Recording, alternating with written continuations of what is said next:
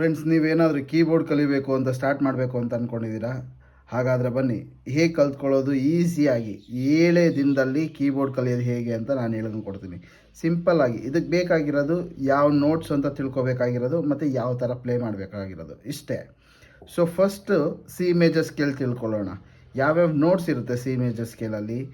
C, D, E, F, G, A, B, C. ಇದನ್ನು play ಮಾಡಿದ್ರೆ ಆಯಿತು ಸಿ ಮೇಜರ್ ಸ್ಕೇಲ್. ಇದನ್ನು ಯಾವ ರೀತಿ ಫಿಂಗರ್ಸಲ್ಲಿ ಪ್ಲೇ ಮಾಡೋದು, ಯಾವ್ಯಾವ ಫಿಂಗರ್ಸ್ನ ಯೂಸ್ ಮಾಡಬೇಕು, ಸೊ ಅದಕ್ಕೆ ಈ ಫಾರ್ಮುಲಾನ ಯೂಸ್ ಮಾಡಿ. 1 2 3 ಅಂದರೆ ಫಿಂಗರ್ ನಂಬರ್ 1 2 3 ಮತ್ತು 1 2 3 4 5.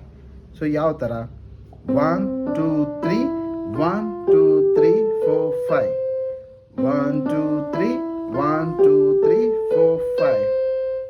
ಇದನ್ನೇ ಈಗ ಬೀಟಲ್ಲಿ ಯಾವ ಥರ ಪ್ಲೇ ಮಾಡೋದು ಅಂತ ಹೇಳ್ಕೊಂಡ್ಕೊಡ್ತೀನಿ. ಮೊದಲನೇದಾಗಿ ಬೀಟ್ನ ಆನ್ ಮಾಡ್ಕೊಳ್ಳಿ. 1 2 3 4 5 6 7 8 1 2 3 1 2 3 4 5.